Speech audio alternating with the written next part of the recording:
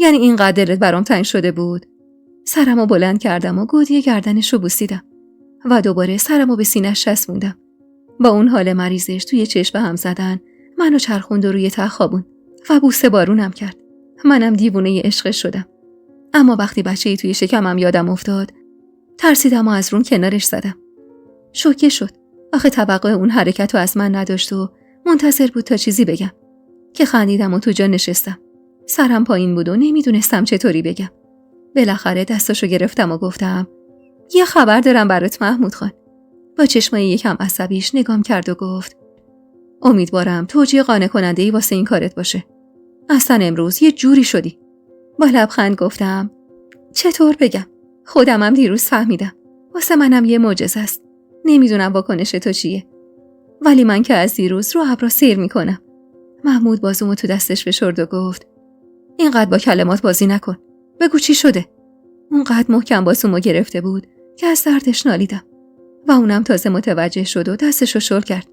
سرمو انداختم پایین و گفتم من آبستنم. دیروز قابله آوردن و دستمو روی شکمم گذاشتم و ادامه دادم. قابله گفت احتمالاً 5 ماهش میشه. یعنی از وقتی اومدم اینجا این بچه کنارمه و نخواسته من تنهایی بکشم. محمود دستشو عقب کشید. دوستای عزیز و مهربونم، سحر هستم، راوی داستان‌های جذاب عاشقانه. ممنون میشم با لایک کردن و به اشتراک گذاشتن ویدیوها به ما انرژی بدید. پس کو شکمت؟ کو بچه؟ چشمام برق میزد و گفتم همه که مثل هم نمیشن. لابا تو پهلوهامه. گفت خیلی ریز و ضعیفه. محمود هیچی نگفت و عقب کشید و با یه حالت سردی گفت میخوام بخوابم. حالم خوب نیست. هیچ واکنشی نداشت و من نمیتونستم این رفتارش رو درک کنم. اونجور که نگران بچه سارا بود، حالا اما خوشحال بچه‌ای که از پوست و خون خودش بود نبود. پتو رو روش کشید و خوابید و منو با 1000 فکر و خیال تنها گذاشت. بغض عجیبی گلومو میفشرد. چادر سر کردم و تا جلوی در اتاق معصومه رفتم. چند باری به در زدم. به وجودش نیاز داشتم وگرنه حتما میمردم. معصومه بیرون اومد و با دیدنم گفت چرا اومدی بیرون گوهر؟ چیزی شده؟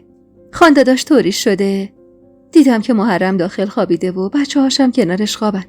واسه همینم نخواستم مزاحم بشم و گفتم نه معصومه جون، اومدم ازت تشکر کنم. هم خودت هم داداش محرم حسابی به زحمت افتادین. حالا هم باید برگردم پیش محمود که تنها نمونه. و سری خداحافظی کردم و برگشتم اتاق. چه روز غریبی بود. چه روز بدی. محمود چشماش بسته بود و به سمت چپ خوابیده بود. جلوی شکمش نشستم و پشت بهش گفتم یعنی اصلا از این که داری پدر میشی خوشحال نشدی؟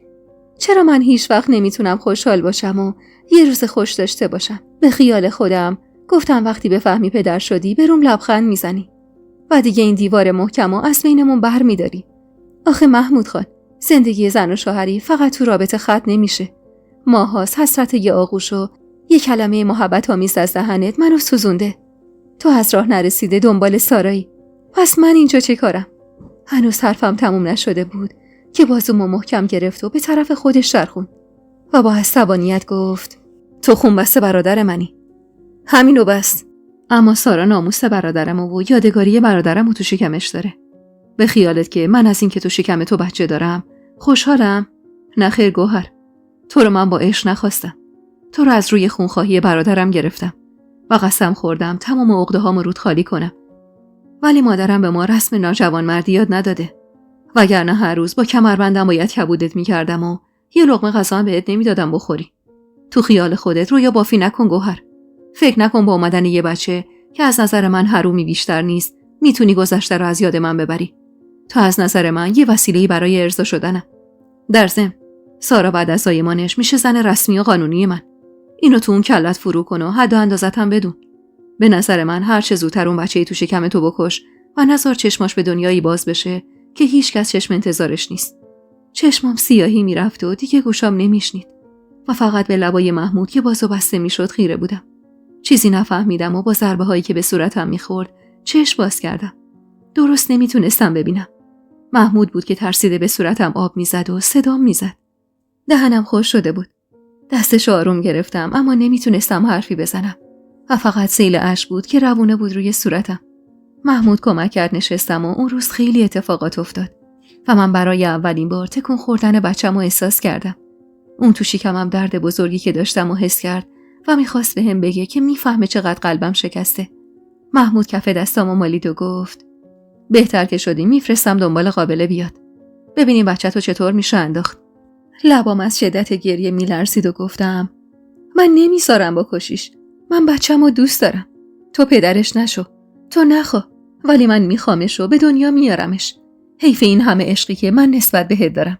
حیف این همه محبتم. کی گفته تو رسم مردونگی بلدی؟ تو اصلا مرد نیستی. داغی سیلیش روی صورتم و ضربه های کمربندش بر تنم درد وحشتناکی داشت و از درد جیغ میکشیدم. دستامو روی شکمم قلاب کرده بودم تا فقط به اون ضربه نخوره. خون جلوی چشماشو گرفته بود. انگار یه حیوان زیر دستش بود که اونجور کتکش میزد. دیدم که معصوم خودشو انداخت روم و التماس میکرد که به بچه‌م رحم کنه. خاله رباب که از کار پسرش خوشگش زده بود و محرم و عمو هم به زور تونستن عقب بکشنش و جلوشو بگیرن که دیگه منو نزنه.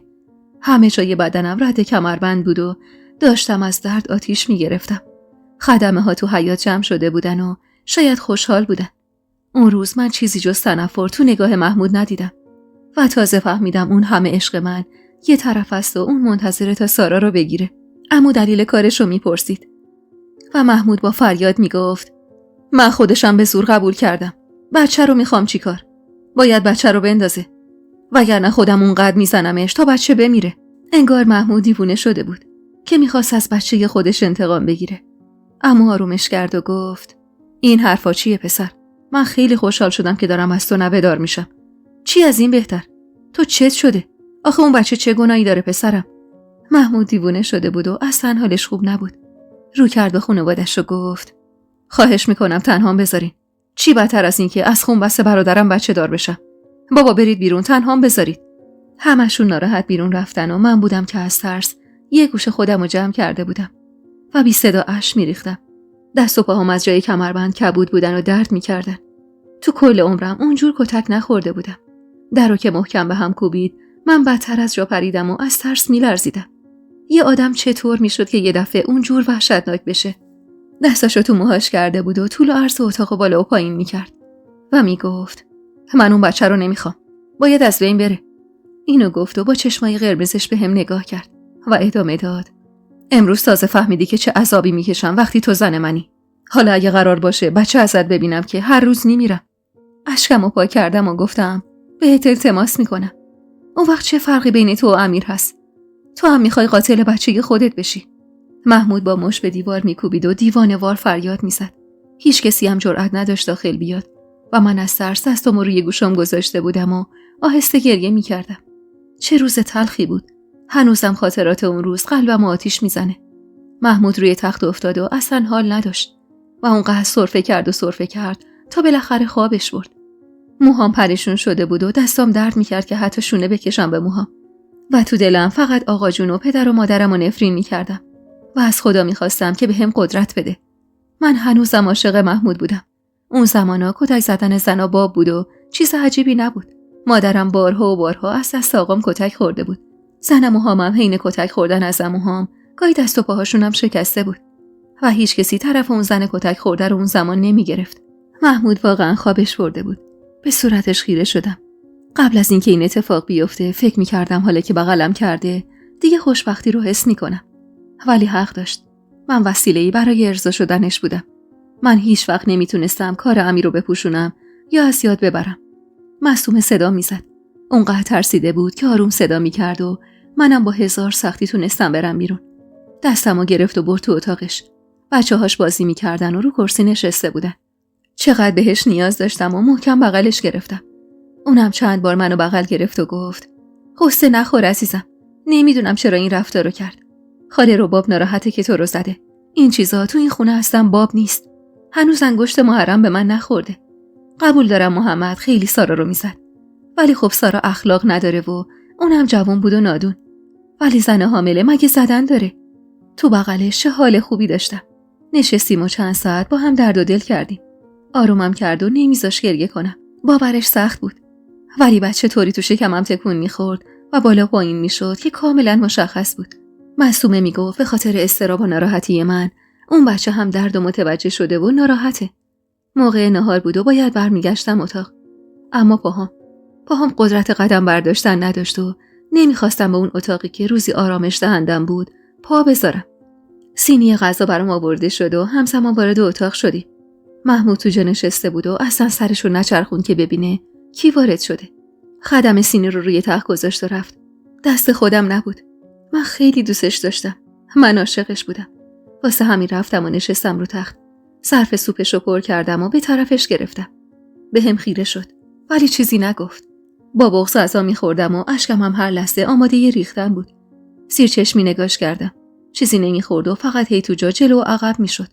رنگش بی‌نهایت زرد شده بود. رفتم جلوتر و قاشق سوپ جلوی دهنش گرفتم. اما اون بی‌انصافتر و سنگ دلتر از اونی بود که محبتمو بفهمه. دستمو کنار زد و سوپ روی لحاف ریخت. ولی اعتنایی نکردم و دوباره براش پر کردم. همون موقع ضربه‌ای به در خورد و خاله رباب اومد داخل. سلام دادم و خواستم به احترامش بلند شم که دست روی شونم گذاشت و گفت راحت باش. تو بار شیشه داری. محمود با تعجب نگاش کرد. شاید باورش نمیشد که مرام مادرش از اون بیشتره. خاله رباب لبه تخت نشست و کاسه سوپ ازم گرفت و گفت خودت غذاتو بخور. اون بچه خیلی ضعیفه. بذار قوت بگیره. من به پسرم غذاشو میدم. محمود با تعجب به مادرش نگاه میکرد. شاید توقعشو نداشت که مادرش با من صحبت کنه. خاله چند قاشق که بهش سوپ داد گفت اون رفتار صبحت واسه چی بود؟ یعنی اینقدر بد پدر شدن؟ روزی که من فهمیدم تو رو بار دارم همین آقا دستش خالی بود. ولی هفته یه دونه مرغ سر میبری تا من بخورم و تو قوت بگیری تو شکمم. این رفتار تو من بهت یاد ندادم. از همه سخت‌تر برای منه که عروسی دارم که بوی قاتل پسرمو میده. که نوه‌ای خواهم داشت که هر بار ببینمش اون روز یادم بیفته. ولی من خدا رو میشناسم. گناه این دختر چی بوده؟ محمود، آخرت نمیتونی جواب خدا رو بدی. محمود دسته مادرش رو بوسید. میخواستم اون بچه رو از بین ببرم. ولی فقط به خاطر دل تو میذارم بمونه وگرنه من هیچ از وجودش خوشحال نیستم. اشکام مثل سیل میریخت و نگاش میکردم. خاله رباب چشخوره‌ای به پسرش رفت و رو به من کرد. از این سوپ بخور گوهر. بوش بهت خورده شاید دلت بخواد. خاله اینو به من گفت و با زورم که شده بود کل سوپ محمودو به خوردش داد و گفت میرم نماز بخونم. گفتم برات آب پرتقال تازه بگیرن آوردم بخور. یه وقت نگی میل ندارم و محمود به روش لبخندی زد و دستی به صورتش کشید. همین که تو رو میبینم بهتر میشم مادر. خاله پیشونی محمودو بوسید و با چشماش من اشاره کرد که صبوری کنم و راهی بیرون شد. چقدر اتاقمون غم انگیز شده بود. محمود پشت بهم خوابید و منم دراز کشیدم. چند بار پام بهش خورد ولی هیچ عکس العملی نشون نداد. خوابم برده بود و تنم درد میکرد.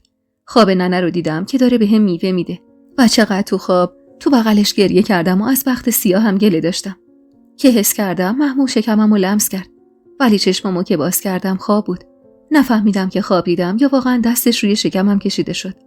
متوجه بودم که تو حیاط همش رفت و آمد میکنن و خبرایی هست. واسه همین از روی تخت پا شدم و پرده رو کنار زدم و دیدم که عمه فرج چادر به کمر بسته و بغچه به دست داره میاد سمت عمارت. نفسام به شماره افتاده بود. پس محمود کار خودشو کرده بود و برای سخت بچه فرستاده بود دنبالش. میخواستم فرار کنم. من نمیذاشتم به پاره تنم آسیبی برسونن. اون همه کس و همه دارایی من بود. من مثل مادرم بی احساس و خوش نبودم. من براش بهترین مادر دنیا میشدم و جونم و پیشکشش میکردم. تازه بیدار شده بود. با عصبانیت به طرفش چرخیدم. من ترسی از کتک خوردن نداشتم. خیلی تو مجردی تو سری خورده بودم. هر کسی بهم یه لگد میزد و ناسزا میگفت. واسه همین بی‌پروا و با عصبانیت گفتم نمیذارم دستت به بچه من برسه. تو میخوای قاتل بشی بشو. ولی من نمیذارم پاره تنمو بکشن. همزمان با صحبتای من به در اتاق ضربه میزدن و من ناخواسته جیغ میزدم. وحشت کرده بودم و محمود متعجب بهم چش دوخته بود. معصومه هراسون وارد شد و گفت چی شده؟ و به من خیره شد. پشت سرش محرم اومد داخل و چادرم رو روی سرم انداختم. دستام میلرزید و حقیق میکردم و از معصومه کمک میخواستم و اون نمیدونست بابت چی ازش کمک میخوام. به هر سختی بود دستامو نگه داشت و گفت گوهر جان چی شده؟ خان داداش چرا اینقدر میزنیش؟ چی از جونش میخوای؟ اون آبستنه. خدا رو خوش نمیاد. ولی محمود فقط متعجب بود چون کاری نکرده بود. واسه همینم نمیدونست چی بگه. اشکامو پاک کردم و گفتم عمه فرح عمه فرح اومده بچه منو بکشه. کی خبرش کرده؟ تا عمر دارم نفرینش میکنم. تا عمر دارم سر از سجاده جز نفرینش بر نمیدارم. معصومه نفس عمیقی کشید و آروم گفت: آروم باش گوهر جون. کسی به بچه تو کار نداره. خاله سپرده همه مثل پروانه دورت بگردن. مگه میذاره خم به ابروی این فسقلی تو بیاد؟ عمه اومده چون از زور سارا درد داره.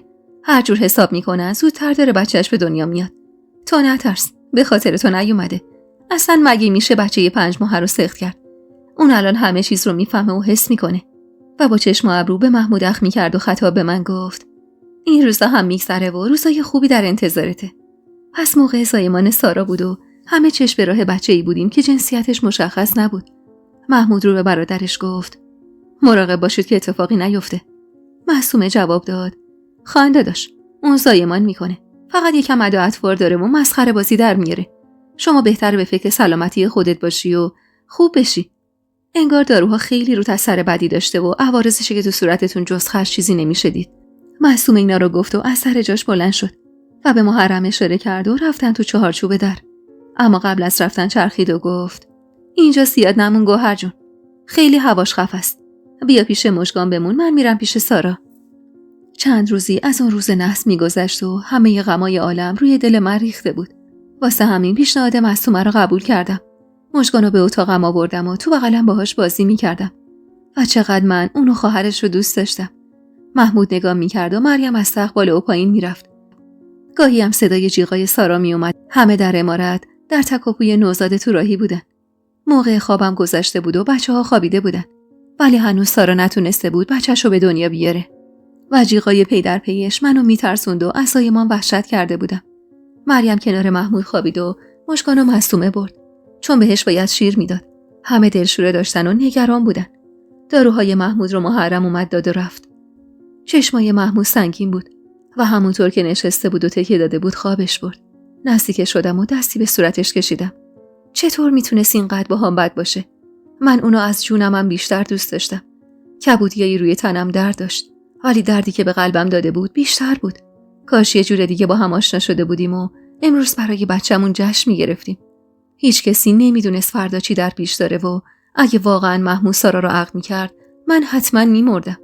اگه دست سارا به عشقم میخورد حتما جوون مرگ میشدم. محمود چشماشو تا باز کرد و من نزدیکش دید. زودی خودش رو عقب کشید. واسه همین منم پا شدم و رفتم اون سمت مریم دراز کشیدم و جلو رفتم تو صورت معصومش رو ببوسم که همزمان با من محمودم جلو اومد و لپ مریم رو بوسید و خوابیدیم. مریم بینمون خواب بود و من به هر دوشون خیره بودم. نمیدونم ساعت چند بود، اما صدای اذان گفتن محرم که از پشت بوم عمارت اومد فهمیدم نوزاد به دنیا اومده. خوشحال شدم. من هیچ وقت تو دلم کینه نداشتم. دوست داشتم برم و نوزادو ببینم. واسه همین آهسته بلند شدم که برم بیرون. اما صدای محمودو شنیدم که تو خواب هزیون میگفت. جلو رفتم تا بهتر بشنوم. زیر لب میگفت: من نمیتونم محمد. حلالم کن برادر. من چطور تونستم از خون تو بگذرم؟ منو ببخش. من نمیخواستم اینطور بشه. دست خودم نبود. از حرفاش چیزی نفهمیدم. واسه همین بیرون رفتم. هوا سوز داشت و صدای خنده بود که شنیده میشد. تا جلوی در رفتم و با ضربه‌ای رفتم داخل. خاله رباب با دینم گفت: گوهر بیا ببین چه بچه‌ای. چقدر توپل مپله. 1000 ماشاءالله. محمدم چقدر قشنگه. پس بچه پسر بود. جلو رفتم. سارا بی حال و بی رمق روی دوشکی پر از خون خوابیده بود. بچه رو لای ملحفه پیچیده بودن و گریه میکرد. جلوتر رفتم و خاله به طرفم گرفتش و گفت: انشالله خدا یه بچه به همین قشنگی هم نصیب تو کنه. اسمشو گذاشتم محمد. از بس درشته به سختی به دنیا اومد. بیچاره سارا چقدر عذاب کشید تا این بچه دنیا بیاد. خاله حالش بد شده بود. همونطور که بچه رو بغلم میداد ادامه داد: گوهر کاش پسرم بود. کاش محمد خودم زنده بود. یه روز که مادر بشی میفهمی که جیگرم چطور سوخت و امروز انگار خدا دوباره بچه‌مو بهم داده. صورت سفید و لپای قرمز، تمام تنش خونی بود. عمه فرح خسته یه گوشه نشسته بود و میگفت: تو تمام عمرم این سخت‌ترین زایمانی بود که انجام دادم. خاله لگن آب گرم و جلو آورد و دوتای بچه رو شستیم و لباس پوشوندیم. بچه رو لای پتو پیچیدم. چه بوی خوبی داشت. دلم میخواست هرچه زودتر بچه خودم به دنیا بیاد و بغل بگیرمش. تکونش دادم و خوابید، ولی گرسنه بود. خاله سارا رو صدا زد تا بهش شیر بده، ولی سارا اصلا حال نداشت و به زور از جا بلند شد واقعا حالش بد بود. بچه رو بغلش دادم. اون روز تنها روزی بود که سارا اصلا حواسش به من نبود. بچه رو بغل گرفت و شروع کرد به شیر دادنش و اونم با چه اشتهایی شیر میخورد و من کیف میکردم از دیدن اون صحنه. کمی موندم و تبریک گفتم و برگشتم به طرف اتاقم. داخل که رفتم محمود بیدار بود و تا رفتم داخل انگار نگران بود. داشت کتشو تن میکرد. با دیدنم گفت کجا بودی؟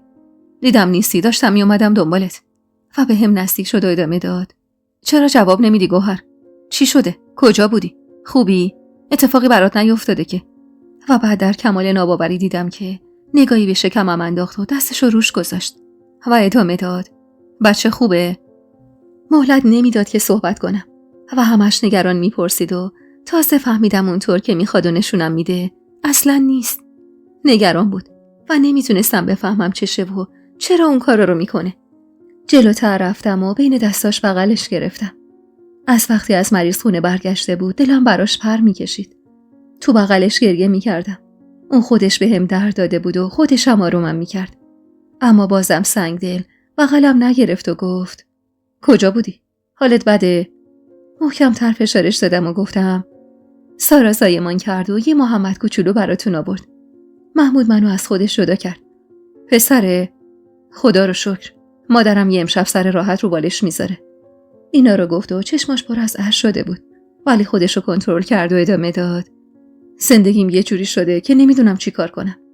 به کبودیای روی دستم خیره شد و گفت میدونم هیچ وقت دردی که بهت دادم و فراموش نمی کنی. میدونم کاری کردم که تا عمر داری میسوزی. به اینجا یه حرفش که رسید عصبی شد. پشتشو به هم کرد و دیگه نتونست ادامه بده. چی تو دلش میگذشت؟ به طرفش دویدم و از پشت محکم بغلش گرفتم و گفتم هر کاری باهام کنی، هر بلایی سرم بیاری، من عقب نمیشینم. تمام وجود من از عشق تو پر شده. تو تمام من شدی و وجودمو گرفتی. درد جسمی سخت نیست و آدم فراموشش میکنه. اما به روحم آسیب نزن. هیچ وقت سعی نکن دورم کنی. چون بیشتر وابستت میشم و بیشتر میام سمتت. مرگم بیدار شده بود و گریه میکرد. رفتم سمتش. میخواستم بغلش کنم که محمود گفت سنگینه، بلندش نکن. و خودش بغلش گرفت و گفت عمو جون بخواب عزیزم، هنوز شبه. و تو بغلش تکونش داد. دیگه موقع نماز صبح رسیده بود. وضو گرفته بودم و رفتم نمازم خوندم. ولی از خوشحالی و درد نمیتونستم تمرکز کنم. تو سجاده نشستم و از پنجره آسمون رو میدیدم و از خدا تشکر میکردم بابت محمود، بابت خاله رباب، بابت عمو و معصومه و بابت این خونبس شدن، بابت بچه‌ای که داشت تو شکمم رشد میکرد. دستی به شکمم کشیدم و گفتم عزیز مادر، چشم انتظارم که هر چه زودتر بیای پیشم و آرامشی به هم بدی که هیچ وقت نداشتم. میدونستم محمود بیداره و داره حرفامو گوش میده. اما تا نگاش میکردم چشماشو محکم میبست. محمود دوره سختی رو پشت سر میذاشت.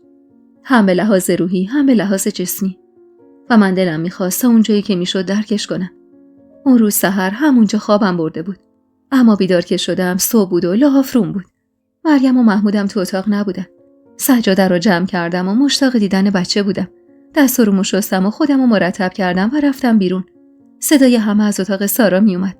در زدم و رفتم تو. معصومه با دیدنم گفت خوش اومدی. بیا ببین چه بچه‌ایه. درست شبیه خدا بیامرز محمد. هرچی خاک اونه عمر این بشه.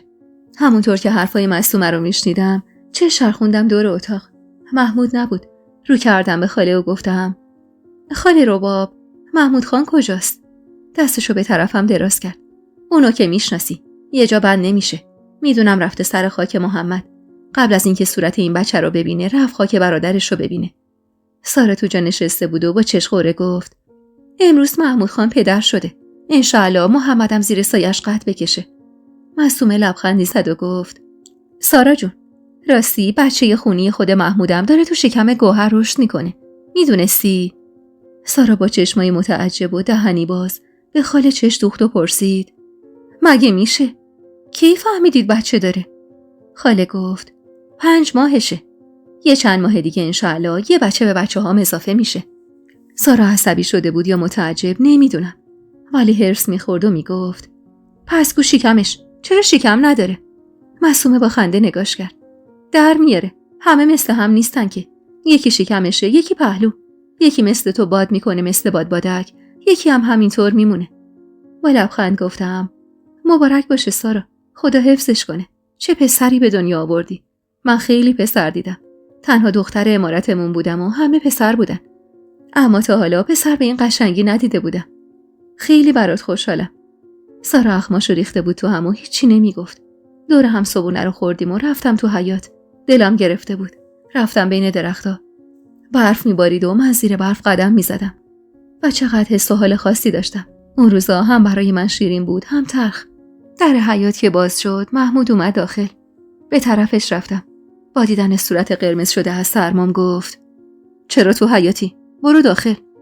اخماش آویز بود و باز معلوم بود که نمیخواد با هم مهربون باشه. تکلیفش اصلا معلوم نبود و نمیدونستم چشه. ولی هیچی نگفتم و دنبالش به طرف اتاق میرفتیم که خاله اومد بیرون. محمود خوب شد اومدی مادر.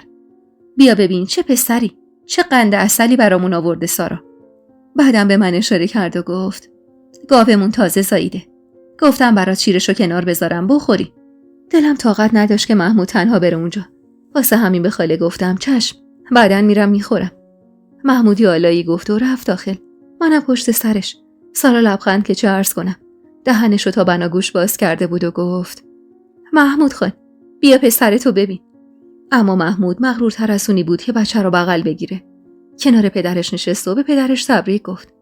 بعدم استکان چایی که جلوش گذاشته بودن و داغ داغ نوشید و گفت خدا جستن سالم هیچی به آدم نده. با این مریضی انگار 10 سال پیرتر شدم. اما سرفه‌ای کرد و گفت شکر خدا که تو هستی. وگرنه من نمیدونستم چطوری این همه مشکلات رو تحمل کنم پسرم. خاله در رو بست و اومد کنارمون نشست. هوا سرد شده باز. سارا به خانواده‌ات خبر فرستادم تا بیان. سارا اما حواسش به محمود بود و گفت خاله چرا این بچه اصلا گریه نمی‌کنه و خوابیده؟ عمو خندید. بچه است دیگه دخترم. بچه آرومم نعمتیه که خدا به همه کس نمیده. اون روز برای سارا خیلی خوب بود و مادر شده بود. چه پسر ناز و قشنگی. بعد از نهار بود که خدمتکارا رفتن تو اتاق بغلیمون و شروع کردن به گرد و خاکشو تمیز کردن. دوباره اضطراب گرفتم. کی قرار بود بیاد اونجا؟ اتاق بزرگی بود و توش جز تار عنکبوت چیزی نبود. جارو که می‌کردن گرد و خاک بلند شد و آب آوردن و رو زمین می‌پاشیدن. بوی خاک نم خورده چقدر دلنشین بود. رفتم بیرون در و برو استشمام می‌کردم. و یکی از خدمه رو دیدم که چادرشو محکم‌تر دور لباس محلیش بست و گفت یه روزم نمیشه استراحت کرد. کارای زاییدن سارا خانم کم بود. حالا هم این اتاقو تمیز کنیم. این همه خاکو چطور جارو کنم آخه؟ چطور جمعشون کنم؟ و همینطور هر 2-3 نفرشون تمیز می‌کردن و غر می‌زدن. و منم تو دلم آشوب به پا بود. لابا سارا رو می‌خواستم بیارن این بغل. حالا دیگه محرم محمود میشد و اونم که از خدا خواسته با 1000 بهونه واسه پسرش خودشو به محمود نزدیک می‌کرد. محمود پیش مادرش بود و من از اضطراب راه می‌رفتم. فرش دست بافت بزرگی آوردن پهن کردن و جاجیمای رنگارنگ و گوشه کنار انداختن. مادر سارا اومده بود کنارش و برعکس صبح از ظهر به بعد محمد همش داشت گریه می‌کرد. گوسفند قربونی کرده بودن و گوشتشو خورد می‌کردن. آخه می‌خواستن به اقوامشون بدن. دیدن خاله لیلا و مش حسین چقدر لذت بخش بود. با دیدنشون چادرمو پوشیدم و از اتاق بیرون رفتم. خاله لیلا با محبت همیشگیش بغلم گرفت و گفت مبارک باشه دخترم. چی بهتر از این خبر که محمود خانم داره پدر میشه. لبخندی زدم و گفتم آره خیلی پسر قشنگیه. خدا حفظش کنه. چینی به ابروهاش داد و گفت من منظورم محمد کوچولو نبود. و به شکمم اشاره کرد و ادامه داد منظورم اون فسقلیه تو شکمته. اون که از گوشت و خون خود محموده. میدونم که مثل محمود یه شیرمرد به دنیا میاری. چقدر حرفای خاله لیلا دلنشین بود. مستقیم رفت تو اتاق سارا و منم دنبالش رفتم. مادر سارا به احترامش بلند شد اما با دیدن من گفت تو چرا اومدی؟ برو بیرون. دخترم ببینتت شیرش خشک میشه. کی بهت اجازه داده بیای داخل؟ خاله لیلا شما بیا بشین ببین دخترم چه بچه‌ای آورده. چه پسری 1000 ماشاءالله. من از اولم گفتم دختر من پسر میزاد. حالا هر کی حامله بشه. به اینجای حرفش که رسید با گوشه چشم بهم اشاره کرد و ادامه داد معلومه بچهش دختره. بعد جور داشت هرسم میداد. واسه همین با عصبانیت گفتم محترم خانم بچه هرچی باشه سالم باشه. عمارت ما جز من همه پسر بودن. ولی دیدید که من یه دونه دختر تونستم جون اون همه مرد و پسر رو حفظ کنم. و عصبی پشتمو کردم و رفتم بیرون. داشتم خفه می شدم از حرفاش. بغض گلومو فشار میداد و دستام میلرزید. محترم خانم چطور جرأت میکرد با من با اون همه بی احترامی و بی ادبی صحبت کنه؟ با عصبانیت رفتم داخل اتاق و درو محکم به هم کوبیدم و گفتم چطور جرأت میکنه؟ زنی که یه بی شخصیت بی شعور، زنی که یه نفهم. و تونتون نفس میکشیدم و هرس میخوردم و اصلا متوجه محمود نبودم که روی تخت نشسته و با تعجب بهم خیره شده. چادرمو یه گوشه انداختم و تازه اون موقع بود که دیدمش و از شدت ترس یه متر هوا پریدم و سقف دهنمو کشیدم و گفتم بسم الله، چرا نمیگی اونجایی؟ ترسیدم. قرصاشو تو دهنش انداخت و چون لیوان آب نبود پاچو سر کشید و گفت زن نفهم، زن بیشعور. حالا کی هست این زن؟ خودمو جمع جور کردم و روی تخت رو بروش نشستم و بی توجه به سوالش گفتم اتاق بغلو چرا تمیز کردن؟ کی قراره بیاد توش؟ ابروشو بالا برد و گفت اون زن نفهم کی هست؟ با ناراحتی گفتم محترم خانوم، میگه سارا منو ببینه شیرش خوش میشه و بیرونم کرد. محمود تکیه داده بود و با شنیدن حرفم به جلو اومد و گفت از کجا بیرونت کرد؟ هیچی، خاله لیلا اومده بود باهاش رفتیم اتاق سارا که گفت راستی مش حسینم اومده رفته بالا. محمود توی چشم به هم زدم بلند شد و کتشو تنش کرد و رفت بیرون، اما درو نبست و من از اضطراب دنبالش راه افتادم. یعنی باور میکردم که واسه خاطر من اینطور عصبانی شده بود، اما انگار باید باور میکردم چون با مشت به در اتاق سارا زد و گفت محترم خانم، محترم خانم. و محترم خانم که معلوم بود حسابی ترسیده اومد بیرون و گفت چی شده محمود خان؟ زن زاو تو این اتاقه، نباید سر و صدا کرد. و اون چنان برای محمود چشم و ابرو گره میزد که باورم نمیشد. محمود از شدت عصبانیت چشماشو درشتر کرد و تازه اونجا بود که حساب کار دست محترم خانم اومد و صداشو پایین آورد. خاله رباب تو ایوون بالا اومد و گفت چی شده محمود خان؟ محترم خانم به تپته افتاد و محمود با چشمایی که واقعا ترسناک بود گفت اون زن. و با انگشت به من اشاره کرد زن منه و اون بچه تو شکمش از خون منه. 1000 بارم سرش داد و فریاد کنم اشکالی نداره چون صاحب اختیارشم، ولی اجازه نمیدم امسال شما بهش چپ نگاه کنه. و بعد دستش رو به طرف مادرش گرفت و ادامه داد اونو هم ببین، اون جون منه، اون نفس منه و تنها کسیه که حق داره تو زندگی من و رو اموال و دارایی و همسر و بچه من دخالت کنه. ولا غیر. احترامتو نگه دار محترم خانم، وظیفتو انجام بده و به سلامت برگرد خونت. محترم خانم که حسابی شوکه شده بود گفت محمود خان، ما از طایفه ضعیف و ندار نیستیم که بهمون زور بگی. زیاد به دخترم سخت بگذره برش میدارم و میبرمش. محمود دستشو به دیوار زد و گفت کسی جلوتون رو نگرفته. من الان پدر محمدم و همه کارش. شما هم میتونی دخترتو ببری. برای محمدم 1000 تا دایه هست که بگیرم. سارا با اون وضع و حال و زایمان وحشتناک سختش به سختی اومد سمت مادرش و گفت مادر بس کن، کجا برم؟ انگار نمیدونی که من دیگه زن محمود خانم. بیا تو و حرف نزن. و دست مادرش رو کشید و داخل برد و در رو بست. محمود سرش رو بالا گرفت و رو به مادرش گفت نمیدونم چرا هر کسی میاد اینجا واسه ما احساس گرگ بودن میگیره. مادر من، کنترل زنای امارت با شماست، نه با من. خاله رباب انگشتش رو روی بینیش گذاشت و گفت قربون قد و بالات برم، به خاطر من هیچی نگو، تو گذشت کن. پشت حرف خاله رباب صدای مشوسین از داخل اتاق اومد که میگفت محمود خان بابا بیا بالا ببینم چرا بازگرد و خاک کردی. محمود ها هرس به طرف بالا رفت. منم به طرف اتاق خودمون رفتم که معصوم از پنجره صدام زد و رفتم پیشش. به محض دیدنم خندید و گفت وای گوهر، نمیدونی چقدر خوشحال شدم که خانداداش حال این محترمو گرفت. صبحی بچه‌م مریم 1 دقیقه رفت سمت محمد، ندیدی چطور هوار میزد که بچه‌تو ببر بیرون، به نوام آسیب میزنه. تو چشمای من نگاه میکنه، میگه اونی که دختر بزاد حیف نون که بهش داده بشه. باید با دستخاله زد از وسط 2 نصفش کرد. زنی که یه بی‌ادب. خندم گرفته بود. معصومه وقتی عصبی میشد، بینی ظریف و کوچیکش قرمز میشد و همش پشت سر هم به طرفش بد و بیراه نسبت میداد و با خودش حرف میزد و خودش هم جواب خودشو میداد. با همون حالت خنده گفتم کوتابی عزیز من، شیرت خشک میشه. حرفم با صدای خاله لیلا نیمه موند که داشت میومد داخل. همیشه وقتی میومد امارت به تک تک آدمای امارت سر میزد و بعد میرفت اتاقای بالا و خاله رباب چند روز نگهش می‌داشت و نمیذاش بره. معصومه رفت جلو و صورتش رو بوسید و آوردش داخل. اونقدر صورت نورانی و مهربونی داشت که نمیشد ازش چشم برداشت. برای مریم و مژگان جوراب با دستکش بافته بود و با خودش آورده بود.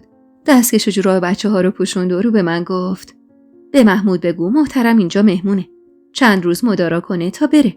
خوبیت نداره آدم بد اخلاقی کنه با مهمونش. حالا مهمونه دشمنت هم که باشه بازم فرقی نداره. سارا تازه زایمان سختی داشته. الان نباید ناراحت بشه. خدا رو خوش نمیاد. انشالله خدا ببخشه. چه پسری هم به دنیا آورده. معصومه با شنیدن اسم سارا دهن کجی کرد. خاله لیلا، یه اون همه ما رو آزار داده. حالا بذار محمود خان بچزونتش ما خوشحال بشیم. خاله لیلا چشخوره‌ای نثارش کرد. استغفرالله، مگه قوم ظالمین شدید؟ اون بچزونه تو بچزونی. این چیزا چیه؟ تو مگه نماز نمیخونی دخترم؟ اگه میخوای نمازت قبول باشه غیبت نکن پشت سر مردم. خاله لیلا داشت همینجور نصیحتمون میکرد که یه دونه از خدمه ها به در زد و گفت: معصومه خانم، زن کربلی اومده میگه بیاید اتاق بالا ازش خرید کنید. خاله لیلا خندید. امان از دست زن کربلی که باز فهمیده اینجا خبراییه و اومده تا خبر واسه مردم ببره. و بعد دست رو زانوش گذاشت و بلند شد و گفت: گوهر جان مادر، تو نیا بالا، خودش میاد پایین پیشت. این پله ها سخته برات. و دست مریم رو گرفت و بیرون رفتن. معصومه هم مژگانو به من داد و گفت: نگهش دار، من برم ببینم واسه بچه‌ها لباس آورده. مژگانو بغل گرفتم و رفتم سمت اتاقمون. خدمه ها هنوز درگیر اتاق بغلی بودن و داشتن میچیدنش و من با دیدنش دوباره آشوبم برگشت. 1 ساعتی طول کشید تا زن کربلی اومد اتاقم و پاشو داخل نذاشته گفت: گوهر دخترم، صبر کن و ببین بابت حامله بودنت چقدر از زیور خاتون شیرینی بگیرم.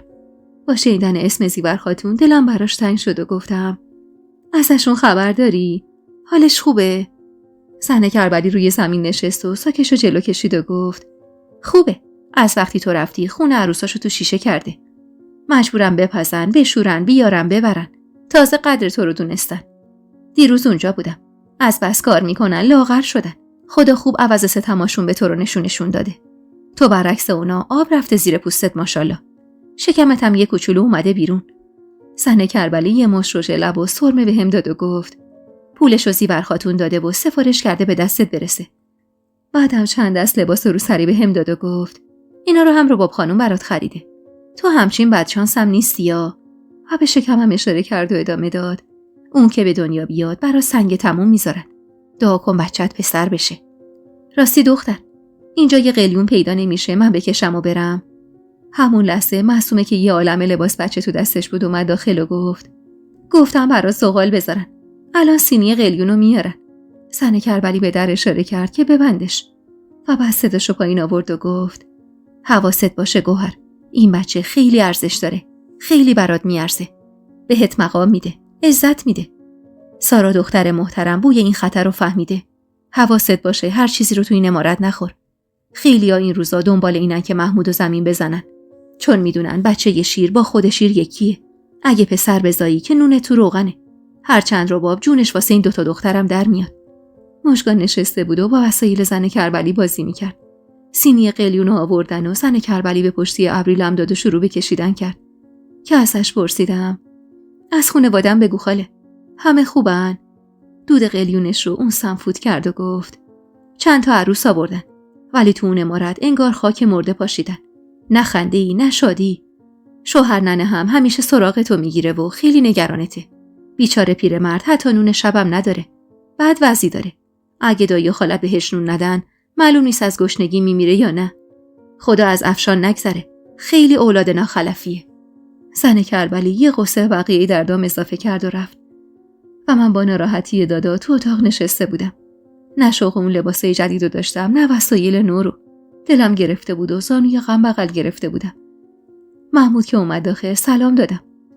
با دیدن حال روزم بدون اینکه جواب سلاممو بده مستقیم گفت: چرا اینطوری شدی؟ حالت خوب نیست؟ با سر گفتم چیزی نیست. جلوتر اومد و به لباسام نگاهی انداخت و گفت: میان که لباسای منو جمع کنن. بهتره تو اتاق نباشی. برو پیش مادرم اینا بالا. با نگرانی بلند شدم سر پا و گفتم: چرا؟ مگه قراره جایی بری؟ نزدیک پنجره پشت بهم وایساد و گفت میرم اتاق بغل.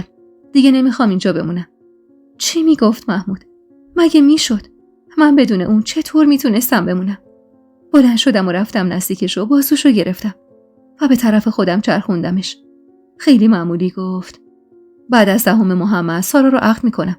نخواستم تو این اتاق مزاحم تو بشم. حالا که بچه هم داری اینجا بمون. من میرم اتاق بغل. دستامو به هم گره زدم تا مانع لرزیدنش بشم و گفتم یعنی سارا هم میاد اتاق بغلی پیش تو؟ پوزخندی زد. نه، تو تنها زنی بودی که تونستی با من هم اتاق باشی. سارا تو اتاق خودش میمونه پیش پسرش. با نگاه سرشار از عشقم بهش خیره شدم و گفتم من فقط با تو هم اتاق نیستم محمود خان. تو ذره ذره وجود منی. چطور میتونم اینجا بدون تو بمونم؟ به خاطر محمد و دینی که به گردن داری میخوای سر من هوو بیاری؟ باشه محمود خان، از درون آتیشم بزن. ولی هیچ کس تو دنیا نمیتونه اونطوری که من دوست دارم دوست داشته باشه. به بیرون خیره شد و گفت اینم از بزرگ مردیمه که نگفتم تو از اینجا بری. این اتاق بهترین اتاق این عمارته. نه الان بلکه همیشه مال تو میمونه و هیچ کس نمیتونه بیرونت کنه. بچت که به دنیا اومد همینجا دوتایی میتونید خوش باشید و تمام مایحتاج شما رو هم خودم برآورده میکنم. با این حرفاش باز دلمو شکونده بود. بغضمو فرو خوردم و گفتم محمود، این بچه من نیست. این بچه ماست. اون قدری که تو توی به وجود اومدنش سهم داشتی به خدا که من نداشتم. اون که نمیخواست به این دنیا بیاد. من هیچ وقت محبت خانواده‌مو نداشتم. ولی تو همیشه حمایت پدر و دستای پرمهر مادر تو داشتی. از الان جوری رفتار نکن تا این بچه مثل من قربانی خواسته های بقیه بشه. محمود، بچه پدر و مادر رو با هم میخواد. نه یه مادر و پول پدرشو. چپ چپ نگام کرد. باهات مشورت نمی کنم. دارم بهت اطلاع میدم که دارم از این اتاق و از این زندگی که با تو ساخته بودم میرم. منو عصبانی نکن.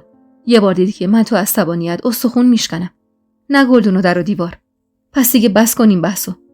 ازش ترسیدم و یه قدم به عقب برداشتم و آروم گفتم این روزا خوب دارم معنی خونبست رو حس میکنم. خوب دارم میفهمم چرا زیور خاتون به پاهای مشک حسین افتاد که از من بگذره. با چشمای عصبیش بهم خیره شد و گفت پس فکر کردی از راه میرسی و میشی مالک خونه و اموال خود من؟ ترس همه ی وجودمو گرفته بود.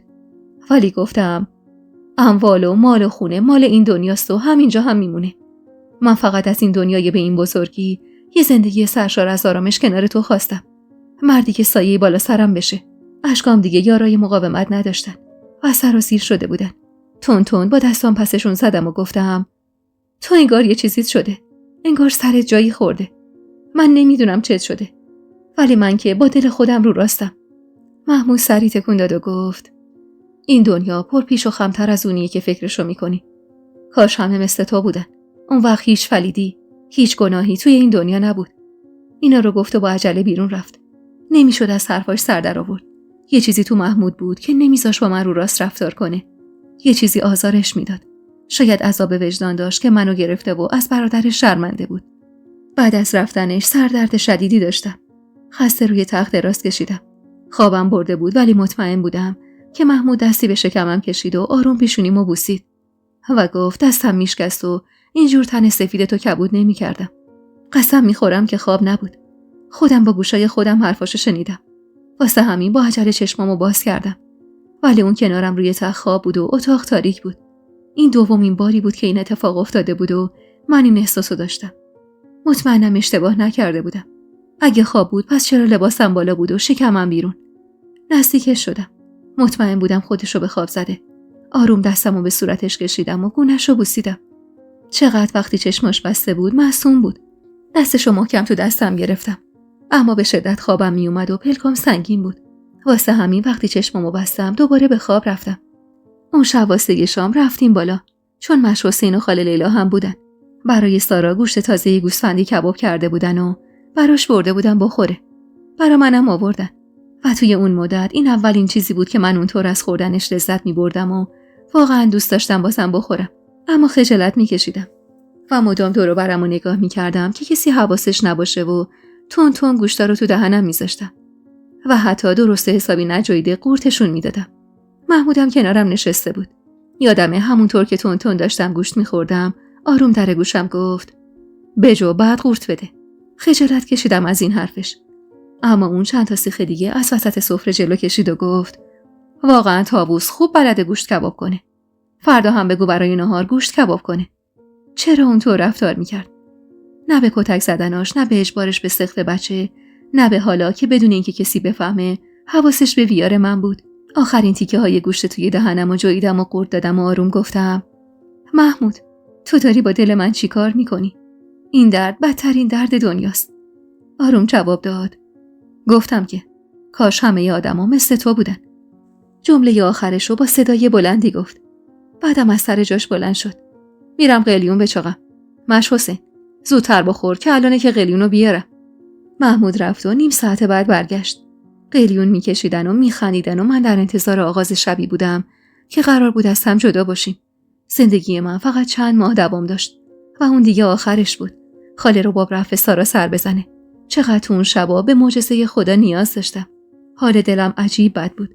دیدن مردی که درست روبرومه، اما انگار هزاران کیلومتر ازش دورم.